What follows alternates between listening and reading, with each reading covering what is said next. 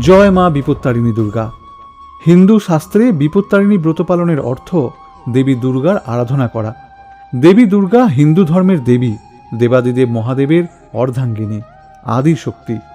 অন্যান্য দেবীগণ তাঁরই অবতার বা ভিন্ন রূপ। সিংহবাহিনী দেবী দুর্গা কখনো অসুরনাশিনী, আবার কখনো বা মাতৃরূপিণী। মা বিপত্তারিণী দেবী দুর্গার 108 অবতারের একটি রূপ। মা বিপত্তারিণী, যিনি সমস্ত বিপদ বাধা বিঘ্ন থেকে রক্ষা করে সংসার মঙ্গলময় করেন।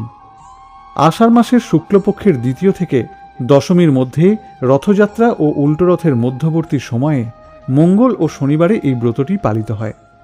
বিপদ থেকে স্বামী, সন্তান এবং সমগ্র পরিবারের মঙ্গল কামনায় বিবাহিত মহিলারা এই ব্রত করে থাকেন। বলা হয়, দেবাসুরগণ যখন সমুদ্র মন্থন করেছিল, তখন যে বিষ উঠে আসে, ভগবান শিব মা দুর্গার নাম স্মরণ করেই সেই বিষ পান করেন।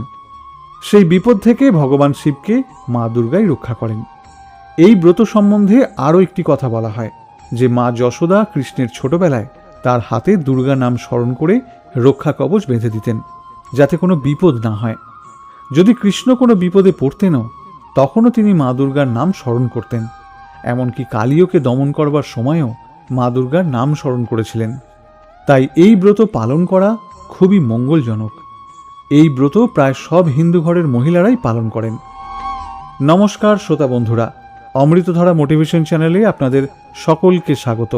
আশা করি সকলে ভালো আছেন। আমরা আজকের এই ভিডিওতে বিপত্তারিণী ব্রত কিভাবে পালন করতে হবে তা জেনে নেব এবং এই ব্রতের মাহাত্ম্য কথাটিও শ্রবণ করব। এই চলতি বছরে অর্থাৎ 2026 সালে বিপত্তারিণী ব্রত পালনের প্রথম দিনটি হল 18 জুলাই বাংলার 1 শ্রাবণ শনিবার, আর দ্বিতীয় দিনটি হল 21 জুলাই বাংলার 4 শ্রাবণ মঙ্গলবার। এই দুই শুভ দিনেই মা বিপত্তারিণীর আরাধনা করা যাবে। বিপত্তারিণীর ব্রত অন্যান্য ব্রতের থেকে একটু আলাদা। এই ব্রতের বিশেষ কিছু নিয়ম আছে, যা অত্যন্ত নিষ্ঠার সঙ্গে পালন করতে পারলে সংসারের মঙ্গল হয়। এই পুজো সাধারণত জগন্নাথ দেবের রথযাত্রা এবং উল্টো রথের মাঝে যে মঙ্গলবার এবং শনিবার থাকে, সেই সময় পালন করা হয়। এই ব্রত থেকে মহিলারা যাতে বঞ্চিত না হন, সেই কারণে এই ব্রত 2 দিন পালন করা হয়। এই পুজোর একটা বিশেষ নিয়ম হল সবকিছু 13টা করে উৎসর্গ করতে হয় দেবীকে। ব্রতর আচার হিসেবে সবকিছু দিতে হয় 13টি করে। যেমন 13টি নৈবেদ্য সাজাতে হয়। ব্রত পালনে লাগে 13 রকমের ফুল, 13 রকমের ফল, 13টি পান, 13টি সুপুরি। এই পুজোর অন্যতম অঙ্গ হল তাগা বা ডুরি। 13টি লাল সুতোয় 13 বা 14টি গিঁট এবং 13টি দুর্বাঘাস দিয়ে ডুরি তৈরি করতে হয়। এই ডুরি পুরুষদের ডান এবং মহিলাদের বাম হাতে ধারণ করতে হয়। বিশ্বাস করা হয় যে এই সুতো বেঁধে রাখলে স্বামী সন্তানের উপর আসা সমস্ত বিপদ দূর হয়। পুজো শেষে খাদ্য গ্রহণ করার ক্ষেত্রেও 13টি খাবার খেতে হয়, যেমন 13টা লুচি, 13 রকমের ফল ইত্যাদি। তবে এই ব্রত করলে চাল, চিড়ে, মুড়ি এইসব কিন্তু একেবারেই খাওয়া যায় না। এই ব্রত কমপক্ষে 3 বছর পালন করতে হয়। বিপত্তারিণী ব্রত পালনে মনোবাঞ্ছা পূর্ণ হয়। সাংসারিক বিপদ থেকে রক্ষা করে সুখ, শান্তি এবং সমৃদ্ধি দান করেন মা বিপত্তারিণী। শুরু করছি বিপত্তারিণী ব্রত কথা। প্রাচীনকালে বিদর্ভ দেশে এক রাজা আর এক রানী ছিল। রানী নিষ্ঠা সহকারে বিপত্তারিণী ব্রত পালন করতেন। একজন মুচির বউ তার বন্ধু ছিলেন। তাকে রানী মাঝে মধ্যেই ফল, খাবার বা অন্যান্য জিনিস উপহার দিতেন, কিন্তু তার থেকে কিছুই নিতেন না। গরিব মুচির বউ রানীকে কিছু দিতে গেলেই রানী তাকে বলতেন, কিছু লাগলে নিজেই চেয়ে নেবেন। এদিকে মুচি বউয়ের খুব ইচ্ছা রানীকেও তিনি কিছু উপহার দেবেন, কিন্তু রানী আর কিছু চান না তার কাছে।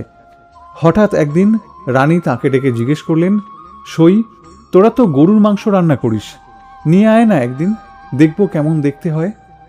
মুচি বউ তো রানীর আবদারে খুব খুশি। অবশেষে তাহলে রানী তার কাছে কিছু তো চেয়েছেন। তিনি বাড়ি গিয়ে খুব যত্নে গো মাংস রান্না করে সেটা কাপড় চাপা দিয়ে রাজবাড়িতে এনে রানীকে উপহার দিলেন। রানী তো শুধুই দেখবার জন্য মাংস আনতে বলেছিলেন, তাই কাপড় চাপা দিয়েই রেখে দিলেন। এদিকে মুচিনিকে মাংস আনতে দেখে রাজবাড়ির এক চাকর রাজাকে গিয়ে সে কথা বলে দেন। রাজা তো শোনা মাত্রই রানীর ঘরে উপস্থিত হয়ে তাকে জিজ্ঞাসা করলেন যে মুচিবউ কি দিয়ে গেছেন। সঙ্গে রাজা এও জানালেন যে যদি আপত্তিকর কিছু থাকে তাহলে রানীর মুণ্ডুচ্ছেদ করা হবে। রানী ভয় পেয়ে মনে মনে মা বিপত্তারিণীকে ডাকতে থাকলেন। মা বিপত্তারিণী ভক্তের ডাকে রানীর কানে কানে বললেন, দেখ তোর মাংস সব ফুল হয়ে গেছে। রানীও রাজাকে ডেকে সেই ফুলগুলো দেখালেন এবং বিপদের হাত থেকে রক্ষা পেলেন। তারপর থেকে তিনি বাকি সারাটা জীবন বিপত্তারিণী ব্রত নিষ্ঠা ভরে পালন করেছিলেন। এইভাবেই এই ব্রতের কথা চারিদিকে ছড়িয়ে পড়ে। প্রিয় শ্রোতা বন্ধুরা, আজ এই পর্যন্তই। আশা করি ভিডিওটি আপনাকে সমৃদ্ধ করেছে।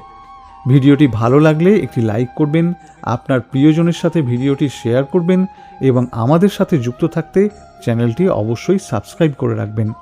আর যদি আপনার কোনো নিজস্ব মতামত থাকে সেটিও আমাদের কমেন্ট করে জানাতে পারেন।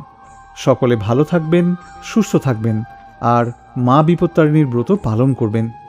জয় মা বিপত্তারিণী দুর্গার জয়।